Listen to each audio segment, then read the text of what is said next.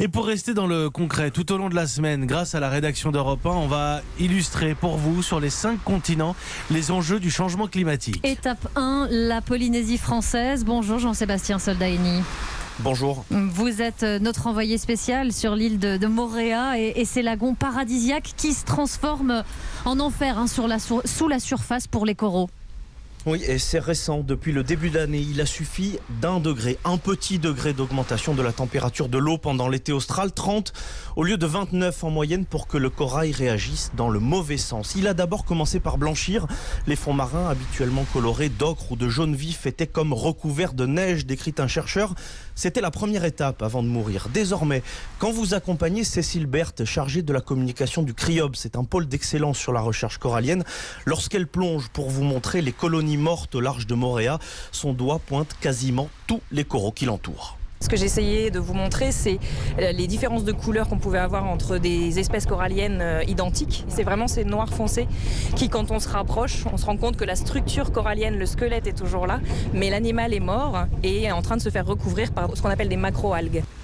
Des dégâts considérables sur le récif en train d'être évalués par Yann Lacube, jeune ingénieur de retour d'une sortie en mer. Quand on se met à l'eau, maintenant on voit surtout les squelettes des coraux qui sont morts. Mais je pense qu'à 6 mètres, on va être au moins à du 50 ou 60% de mortalité. Et on se dit, waouh, et c'est très violent. Violent et même jamais vu dans les archives de ce centre de recherche qui étudie les coraux ici depuis près de 50 ans. Et il est définitivement perdu, ce corail, Jean-Sébastien ? C'est trop tôt pour le dire. Ça va dépendre des températures de l'été prochain, l'été austral, dans 2-3 mois. Et s'il est aussi chaud que cette année, ce sera très dur. Yannick Chancerelle, responsable du site CRIOB à Moorea, redoute que ces fortes chaleurs deviennent la norme. Mais c'est ça le problème, c'est la fréquence des perturbations de grande ampleur.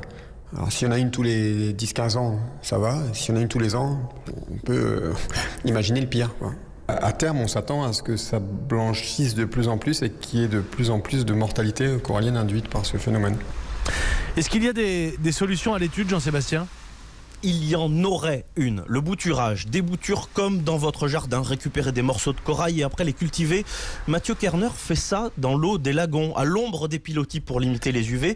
Il fait pousser le corail sur une tige de bambou qu'il réimplante sur des rochers. Ça marche à petite échelle, mais pour repeupler tout un récif, il compte sur des super coraux. L'idée, c'est de sélectionner des espèces de coraux qui ont résisté au réchauffement climatique.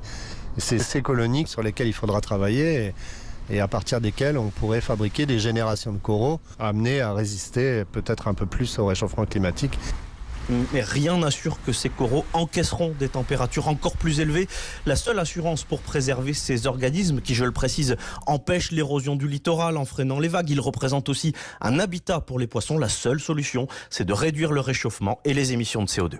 Réduire les émissions pour sauver le corail en Polynésie. Voilà pourquoi on a choisi toute la semaine d'illustrer concrètement les enjeux du réchauffement climatique. Jean-Sébastien Soldaini en Polynésie française en direct ce matin. Merci Jean-Sébastien.